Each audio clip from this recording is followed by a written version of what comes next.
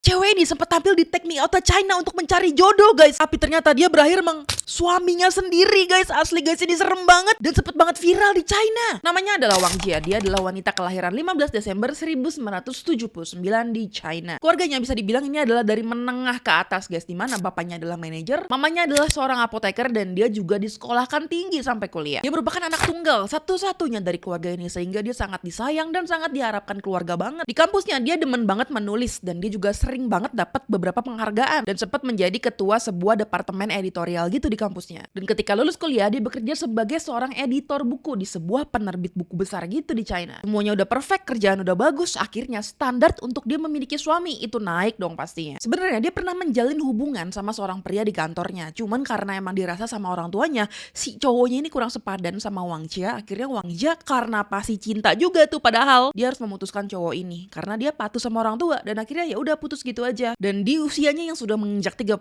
tahun, dia mulai mendapatkan pressure nih dari keluarganya. Padahal dia sendiri belum terlalu terpressure sama dirinya sendiri, tapi karena orang tua, kakek, nenek udah meminta dia untuk menghasilkan seorang cucu, dia merasa kayak waduh harus buru-buru nih. Terlebih ketika kakeknya meninggal dunia, kakeknya itu belum sempat melihat dia memiliki cucu, padahal dia sangat sayang sama Wang Jia. Dan disitulah dia makin mendesak dirinya untuk mendapatkan pasangan sesegera mungkin. Jadi di China, itu tepatnya di Jiangsu TV, itu ada sebuah acara yang mirip banget sama Take Me Out kalau di Indonesia, yang namanya itu If You Are The One. Dimana di situ isinya adalah wanita-wanita single yang nantinya akan ditunjukkan satu pria yang akan nantinya dipilih tuh akhirnya dari semua cewek ini. Ketika dia nonton acara ini, ternyata dia ngelihat wah cowok-cowok yang datang itu kayaknya lumayan juga deh backgroundnya. Akhirnya dia mendaftar dan dia lolos. Setelah 3 show berlangsung, 3 episode, ternyata dia belum juga mendapatkan pasangan yang tepat untuk dia. Sampai akhirnya di episode keempat dia bertemu seorang pria yang bernama Chan Tianyi yang ternyata memiliki background bisnis yang cukup bagus. Dia adalah pengusaha sukses yang baru berusia 30-an tahun, dan dia juga menceritakan backgroundnya dia dulu pernah sakit segala macem, struggle terhadap hidupnya,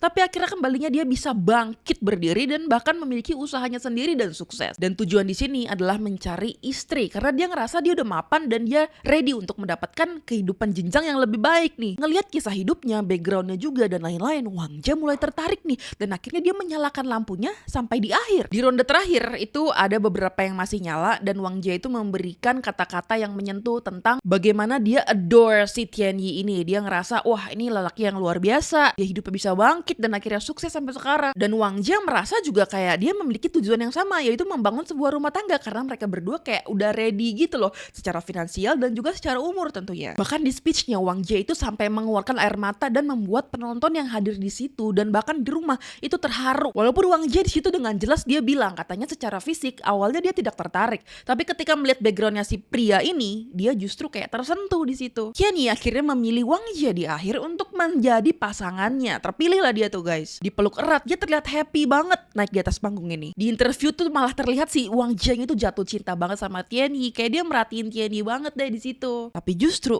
ini awal kehancuran yang dimulai. Karena episode pas Wang Jia kepilih ini lumayan viral, akhirnya pengikut dia di Weibo itu kayak semacam sosmednya di China, itu followers dia naik dan banyak yang mau mengikuti kisah cintanya. Berakhir di mana? Di pelaminan kah atau di mana? Pengikutnya naik tuh dari yang biasa aja sampai menjadi 10.000. Ucapan selamat dari teman, dari followers, semuanya membanjiri sosmednya si Wang Jia. Gak lama dari acara itu beres, Tianyi ini ternyata mengabarin ke Wang Jia kalau dia ada bisnis trip yang mengharuskan dia untuk pergi ke Amerika untuk beberapa waktu. Ya karena menurut Wang Jia itu adalah pekerjaannya seorang businessman, akhirnya dia membiarkan aja kayak gitu. Tapi komunikasi harus berjalan dengan lancar. Tapi ternyata justru di situ Tianyi tidak menghubungi Wang Jia lagi. Istilahnya kayak ngeghosting, gak ada lagi kabar dari Tianyi. Netizen akhirnya ikut mempertanyakan, ini kok udah lama sih Wang Jia gak ngupdate nih tentang berbunga-bunganya dia. Hubungan mereka kayak gimana? Ya karena Wang Jia juga bingung apa yang mau dia update karena nih orang udah gak ada kabar. Wang Jia di sini udah mulai menghindar-hindar, dia mungkin bingung plus malu. Ternyata ada satu kabar menarik yang gue dapatkan, gue nggak tahu ini bener atau enggak ya. Kabarnya Tianyi ini itu mengghosting Wang Jia karena emang dia tidak terlalu awalnya itu rencananya untuk memilih nih si Wang Jia. Tapi karena Wang Jia adalah satu-satunya wanita yang tidak mematikan lampu dan sudah terharu, udah membuat semuanya heboh satu studio. Akhirnya dia memutuskan untuk ya udah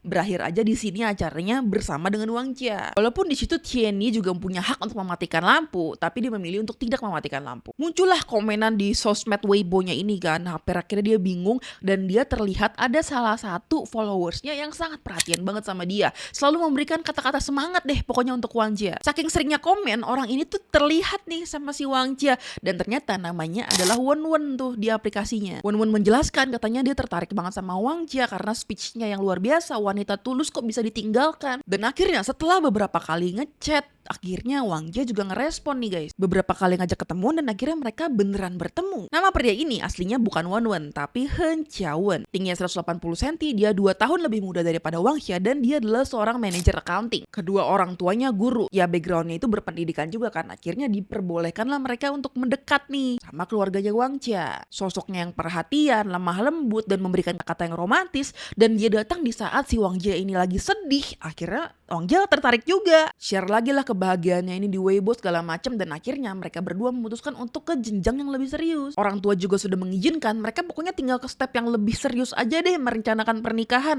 Sampai akhirnya Wang Jia yang tadinya semangat, senang dan excited tiba-tiba bisa berubah pikiran dan terganggu nih. Karena dia udah lumayan aktif di sosmed nih kehidupannya. Sampai akhirnya dia juga memerhatikan teman-temannya yang dulu ikut acara If You Are The One. Cewek-cewek temennya itu dapat pengusaha-pengusaha sukses yang luar biasa kaya dan dia mulai iri. Karena cewek-cewek ini kan ngupload di sosmednya foto-fotonya luar biasa, pergi ke luar negeri berapa bulan sekali, abis gitu mobilnya mewah, segala macam, nikah yang megah. Wang Jia mulai berpikir, kayaknya Wen Wen gak sekaya itu dan gak bisa provide gue kayak teman-teman gue deh. Kenapa gue gak bisa dapet cowok-cowok yang temen gue ini dapatkan? Dia ngeliat Wen Wen begini doang, rumah masih nyicil dan juga pesta juga gak akan gede-gede banget. Sedangkan Wang Jia ini pengen hidup mewah. Di akhir tahun sudah direncanakan pernikahan, tapi Wang Jia membatalkannya sepihak. Dia mulai mau move on dan ternyata Wang Jia hamil guys. Dia mulai berpikir nih di usianya yang 32 tahun dalam keadaan hamil, siapa lagi yang mau sama dia nih? Siapa yang mau tanggung jawab? Bakal sulit dia cari orang yang lebih baik nih.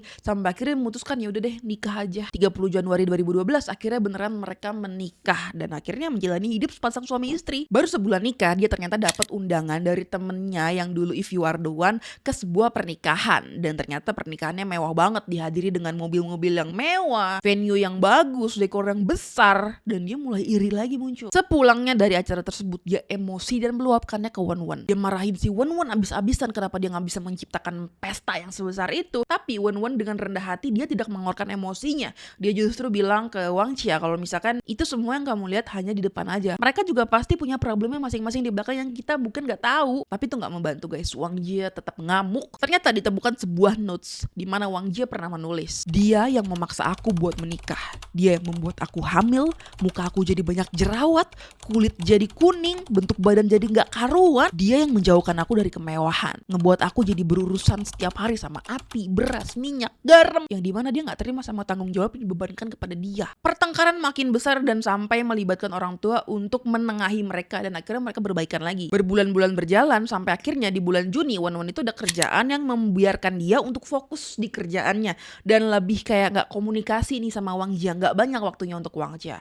Wang Jia justru curiga, wah jangan dia selingkuh. Wen Wen nawarin nih, ya udah pegang semua sosmed gue, semua bank gue, mutasinya lu bisa tahu uang gue larinya kemana, supaya gak ada kecurigaan nih gue selingkuh kemana-mana. Tapi menurut dia itu gak cukup, cashnya itu bahkan dicatat sama dia keluarnya kemana aja. Pokoknya mau detail secara lengkap. Semua makin parah sampai orang tuanya Wang Jia membawa Wang Jia ini ke psikolog untuk meneliti apa sih problem sebetulnya. Akhirnya Wang Jia bisa diajak ngobrol santai, tapi semuanya itu hanya sebentar saja. 31 Juli 2012. Dengan santainya Wen Wen lagi masak aja di dapur. Wang Jia lagi sibuk membuka laptopnya untuk scroll-scroll sosmed tuh di situ. Tiba-tiba Wang Jia ngamuk dan dia bilang, "Gua nggak mau hidup lagi." Wen Wen yang lagi santai tiba-tiba shock dan dia ngeliat ke arah Wang Jia. Bener aja Wang Jia lagi memegang laptopnya dan lagi nge-scroll-scroll sosial media sama temennya zaman dulu dan lagi membangga-banggakan apa yang mereka miliki sekarang dan Wang Jia cemburu. Wen Wen masih sabar nih, dia masih bilang, "Ya udah kamu hadapi aja apa yang ada di depan, jangan hidup dari bayang-bayang orang lain. Siapa tahu mereka juga nggak semewah itu." Besoknya 1 Agustus 2012. Wen Wen lagi capek banget dengan masalah yang ada di kantornya, lagi pusing nih, pulang ke rumah. Bukannya disambut dengan hangat sama istrinya. Justru Wang Jia di situ ngomong, "Aku gak mau hidup lagi." Karena udah capek, Wen Wen lari ke dapur dan dia membawa sebilah dan dia bilang, "Nih, langsung akhiri aja lah kalau nggak mau hidup. Karena dihentak kayak begitu, Wang Jia kaget dong, dan akhirnya dia reda tuh di situ tuh, kalem tuh dia di situ. Setelah reda, akhirnya Wen Wen nanya, kamu udah makan belum? Terus dia bilang udah makan, beli mie di luar. Dia marah dong, loh kandungan kamu ini lagi sensitif loh, kok bisa-bisanya beli makanan yang kotor di luar? Kenapa nggak masak aja? Nanti gue beliin barang-barangnya. Tapi ternyata di situ malah mengakibatkan pertengkaran yang lebih besar. Wang Jia mulai muncul pikiran kotor di otaknya, dimana dia bilang, apa gue habisin aja ya suami gue ini. Jam 3 pagi, Wang Jia diam-diam bangun dari kasur. Dia pergi ke dapur dan akhirnya mengambil sebilah pisau. Dia lihat suaminya yang dalam keadaan terlelap tidur dan akhirnya tapi ternyata suaminya masih sadar dan suaminya berusaha untuk menyelamatkan dirinya. Dia lari ke bawah. Dia turun ke lorong apartemen meminta bantuan orang-orang dengan menutup bagian tubuhnya yang mulai mengucur dengan darah. Sampai akhirnya Wen Wen jatuh karena kehabisan darah, guys. Wang Jia panik. Dia takut dimintain keterangan sama polisi. Dia takut dituduh. Dia di situ nggak ngejar Wen Wen dan bahkan justru balik ke kamarnya, masuk ke dapur, memegang sebelah akhirnya menutup ke dirinya sendiri. Sehingga di keterangan kepolisian dia bilang, awalnya saya dulu yang diserang dan saya akhirnya menyerang balik. Tapi justru polisi tahu dengan lengkap kalau ternyata Wang Jia lah duluan yang menyerang suaminya. Wang Jia awalnya itu ditangkap, tapi karena pertimbangan dia adalah ibu yang lagi hamil besar, akhirnya dia dikeluarkan sementara dan akhirnya baru balik ke persidangan setelah melahirkan anaknya. Orang tua Wen Wen itu kesel, marah, segala macam sudah bercampur karena anaknya digituin. Tapi karena emang ada anak, ada cucu di situ, akhirnya mereka berusaha untuk memposisikan diri sebagai kakek dan nenek, dan akhirnya mereka bisa menerima keadaan. Dan Wang Jia juga memberikan sejumlah kompensasi kepada keluarga Wen Wen. April 2013, Wang Jia dinyatakan bersalah di pengadilan. Awalnya tuntutannya adalah 13 tahun penjara, tapi ternyata vonisnya adalah 10 tahun penjara. Dan di tahun 2023 lalu dia sudah bebas. Ngeri ya.